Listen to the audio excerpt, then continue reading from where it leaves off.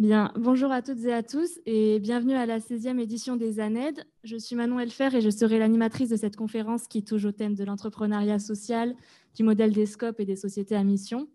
Comme vous le savez, l'école est engagée dans une démarche RSE depuis plusieurs années et les ANED font partie maintenant des rendez-vous incontournables en termes de développement durable à TVS. Ainsi, sans plus tarder, je vous présente Monsieur Roux. Très récemment élu président des SCOP de la région Occitanie. Il est aussi le cofondateur de la SCOP Éthicable, que je suis sûre vous connaissez tous ici. Avant de lui passer la parole, voici comment va se dérouler la conférence. Il y aura 2 temps, 45 minutes d'intervention de Monsieur Roux, puis 15 minutes de questions que vous pouvez poser via le chat pour les personnes à distance et en direct pour les personnes ici présentes dans la salle. Donc sans plus tarder, Monsieur Roux, vous pouvez commencer. Bonjour tout le monde. Je vois qu'en fait, il n'y avait plus qu'hier soir avant la fermeture des discothèques. Du coup, de nombreux de vos camarades ne sont pas là ce matin, je les comprends. Je crois que j'aurais fait pareil il y a 30 ans. Bon, c'est pas grave, ils feront le replay. Alors, en plus de ça, quand je viens intervenir, d'habitude, je fais goûter du chocolat. Et là, pas possible à cause des nouvelles directives. Donc, c'est pas grave, vous irez vous en acheter. Mais on n'a pas le droit de faire goûter du chocolat aujourd'hui. Voilà. Alors, ah oui, c'est moi qui passe les machins. Ouais. Alors, moi, je suis donc un des cofondateurs Chier, ce masque qui tombe. Pardon.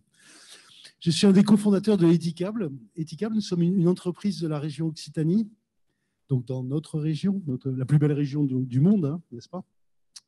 Et on est basé dans le Gers. Le Gers, c'est le plus beau département du monde aussi. Et on est une société coopérative, c'est ça que je vais vous expliquer un peu aujourd'hui. Vous nous connaissez peut-être parce que vous nous retrouvez dans les rayons bio des grandes surfaces, tous nos produits. On est un des acteurs aujourd'hui national en France sur l'agriculture biologique. Voilà. Alors, nous sommes une SCOP. C'est un peu ça, je crois, la thématique d'ailleurs de la matinée, c'est travailler dans des boîtes qui ne sont pas seulement basées sur le pognon. Voilà. Donc, je vais vous donner un exemple, ça existe, ça s'appelle les SCOP. Le but de la boîte, ce n'est pas le profit, c'est autre chose. Le profit, c'est un moyen. Voilà, c'est ça dont je vais vous parler ce matin. Et on va rentrer dans le vif du sujet. Alors, les SCOPS, le nom, c'est les sociétés coopératives et participatives. Ça a été créé il y a plus de 100 ans. Les SCOPS, ça a plus de 100 ans. Ce n'est pas très connu. Pourquoi? Parce que ce n'est pas le modèle dominant. Ben parce que dans notre économie actuelle, quand vous allez créer une boîte, si on vous dit oui, mais vous allez créer une boîte, mais vous ne pourrez pas la revendre. C'est juste, vous créez un outil pour le bien commun qui va rester aux salariés après. Ben, ce n'est pas du tout le modèle habituel. D'habitude, quand on crée une boîte, on se dit quelque part où un jour je pourrais la revendre si elle marche bien et partir en vacances, ou alors je vais la transmettre à mes enfants. Mais il y a une grosse notion de patrimoine qui va avec les entreprises. Et ben, il se trouve qu'il existe autre chose que ça. Et c'est depuis plus de 100 ans. Alors, un exemple, c'était une des premières SCOP de la région Occitanie a été créée en 1895. 1895, donc vous n'étiez pas né, moi non plus. C'était dans le Tarn, c'était les verreries ouvrières d'Albi. C'était les ouvriers des verreries qui avaient fait grève pour protester contre les conditions de travail. Donc à ce moment-là, il n'y avait pas encore le repos dominical. C'est-à-dire qu'on travaillait même le dimanche. Vous voyez, là, depuis les 35 heures, tout ça, il s'est passé du temps. Je crois que c'est qu'au début, dans les années 1900, qu'a été adopté le repos dominical. C'est-à-dire que les ouvriers n'allaient plus travailler le dimanche. Voilà.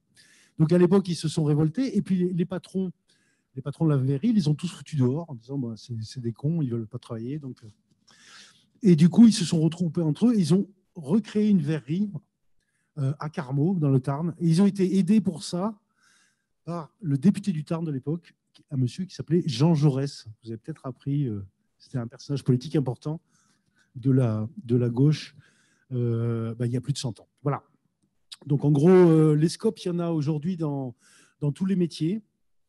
Nous, on fabrique des produits bio et commerce équitable, mais il y a tout un tas de boîtes, des BTP qui sont en SCOP par exemple. Il y a plein de grands monuments, il y a un des ponts, je ne me souviens plus lequel, à Toulouse, le Stadium à Toulouse, qui a été créé par des scopes du BTP. C'était les bâtisseurs toulousains, c'était il y a plus de 50 ans.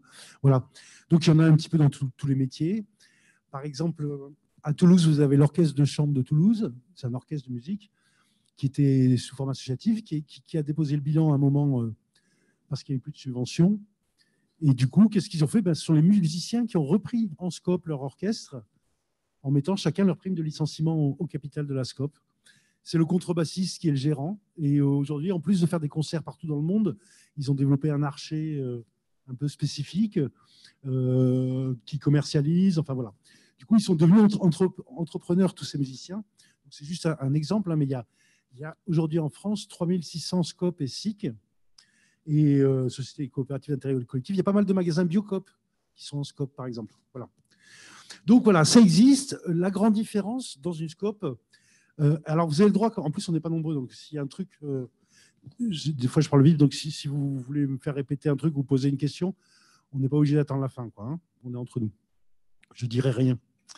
Alors, qu'est-ce que c'est une scope? Donc c'est une entreprise qui a, de manière démocratique, les salariés sont appelés à devenir sociétaires. Sociétaires, ça veut dire les actionnaires de la boîte. Et quand ils deviennent sociétaires, c'est de manière démocratique, comme aux élections. C'est quand vous allez voter au présidentiel, c'est une personne, une voix. L'homme le plus riche de France, il peut avoir du pognon pour faire des campagnes publicitaires, mais quand il va voter, il n'a qu'une seule voix. Et bien, dans une scope, c'est pareil. C'est la démocratie pour voter les grandes décisions. Et il n'y a pas de spéculation sur les parts sociales. Les salariés cotisent 3% de leur salaire pour acheter des parts sociales. Chez Eticap, donc des actions en fait, mais à part ça ne bouge pas. Chez Eticap, quand on a créé la boîte il y a 18 ans, l'action valait 20 €, elle vaut toujours 20 €. Et donc les gens cotisent une partie de leur salaire. Le jour où ils repartent, ils reprennent cet argent-là. Il n'y a pas de plus-value, de stock option, de conneries comme ça, quoi. Voilà. Et du coup, ça permet de pérenniser la boîte parce qu'on n'a pas besoin en priorité d'aller engraisser des financiers extérieurs qui n'y travaillent même pas dans la boîte et qui se servent de la boîte comme une pompe à fric. Bon, j'exagère un peu, ce n'est pas toutes les boîtes qui sont comme ça, hein. Il y a des petites PME familiales qui sont tout à fait stables, etc. Moi, je parle des boîtes où ce sont des investisseurs financiers qui investissent dedans et dont la priorité, c'est quand même la rentabilité de leur investissement. Voilà, j'achète 1 million d'actions de telle boîte. Moi, ce que je veux, c'est que ma rentabilité, ça soit 15% par an. Et ça tue les boîtes, ça tue l'économie, ça tue les gens. Cette volonté continue, totale de vouloir absolument s'enrichir personnellement, quelles que soient les conditions. C'est-à-dire que le profit, c'est court terme. C'est toujours à court terme. Et du coup, les entreprises, au lieu de pouvoir utiliser de l'argent pour leur recherche et développement, pour pérenniser, fortifier la boîte, ils sont obligés de sortir de l'argent tout le temps pour pouvoir, pouvoir rémunérer les actionnaires financiers voilà, qui attendent ça. C'est comme ça que, évidemment, il y a plein de décisions qui sont prises de fermer des usines en France parce que ça coûte plus cher pour délocaliser et pouvoir faire des économies. On s'en fout de la casse sociale qu'il y aura. L'important, c'est que monsieur l'actionnaire, il ait bien ses 14 ou 15% de rémunération. On est bien d'accord que c'est plus important, n'est-ce pas, la rémunération d'un actionnaire que la vie des gens. Hein, voilà, c'est notre société qui est basée là-dessus, sur ce principe. Alors, ce n'est pas dit comme ça. Hein. On vous explique que la planète, pour vivre, elle a besoin de croissance. Mais on peut faire la croissance verte, on peut faire la croissance intelligente, on peut créer des produits parce que ça a du sens, parce que ça répond à un besoin de la société, et pas juste parce que ça répond à un besoin d'enrichissement personnel de financier. Voilà. Donc, donc en gros, hein, le résumé, c'est que de tout ce que je vais vous dire ce matin, c'est l'argent ne fait pas le bonheur. Mais bon, vous le savez déjà, ou alors vous êtes trompé de salle. Et alors, je continue. Donc, les scopes. Donc, le principe, c'est ça. C'est que la boîte appartient aux salariés. Donc, on ne va pas voter de décisions qui vont pas aller dans le sens des salariés ou de la boîte. Voilà. Donc, par exemple, alors, notre exemple, nous, Eticable, donc on s'est créé en 2003. On est aujourd'hui 160 salariés.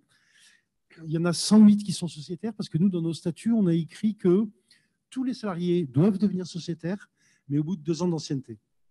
Et donc, comme on a construit notre chocolaterie l'année dernière, on a recruté 30 personnes de plus, etc. Donc, aujourd'hui, on a à peu près 110 sociétaires. Dans 2 ans, normalement, on aura 160 sociétaires. Alors, les sociétaires, qu'est-ce qui se passe? En assemblée générale, on vote les grandes décisions. Moi, j'ai été élu gérant par les salariés. Donc, c'est quand même important.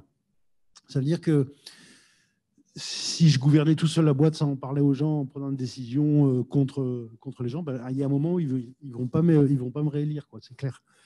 Et mon salaire, il est voté en assemblée générale. Donc, ça, ce n'est pas anodin. Mais si je voulais expliquer aux salariés que je vaux 50 fois plus qu'eux, il faudrait que je sois super convaincant, quoi. Ou alors qu'ils aient fait une grosse stuff la veille, qu'ils ne comprennent rien, quoi. Mais enfin, bon, il faut que j'arrive. Voilà. Donc, nous, chez Etikable, ce qu'on a voté, c'est que l'écart de salaire, c'est de 1 à 4 entre le plus bas et le plus haut salaire. Donc, le plus bas salaire, c'est SMIC plus 15%, il n'y a personne au SMIC. Et le plus haut salaire, c'est nous, les 3 cofondateurs. On est 3 cofondateurs. Donc, il y a Christophe, l'agronome, moi, Rémi, le commercial, et Stéphane, le financier. Donc, ils nous appellent par les initiales, donc c'est les CRS. Vous voyez, on a une boîte normale, hein, c'est les CRS qui dirigent la boîte. Et donc, nous, nos salaires, c'est 4 fois le SMIC plus 15%. Donc, si vous avez une calculatrice ou si vous êtes bon en calcul mental, vous savez à peu près ma rémunération. Et bon, ben voilà, ça suffit pour vivre. Voilà. C'est complètement aberrant, ces boîtes où il y a des dirigeants qui gagnent plusieurs millions d'euros par an, alors qu'ils n'ont même pas créé la boîte, hein. Ils ont juste fait la bonne école, ils ont un bon carnet d'adresse, et ils arrivent, ils prennent la direction d'une boîte. Ça marche ou ça ne marche pas, de toute façon, ils repartiront avec plein de pognon. C'est injuste complètement, quoi, ça. Enfin, moi, je trouve, hein, les grands dirigeants de grandes boîtes, en plus, ils ne payent pas leurs impôts en France, c'est terrible. Voilà. Alors, donc, nous, l'intérêt d'Etikable, c'est quoi? C'est qu'on n'est pas que des babacools, quoi. C'est vrai qu'on peut dire, ouais, c'est utopiste, machin, mais la vraie vie,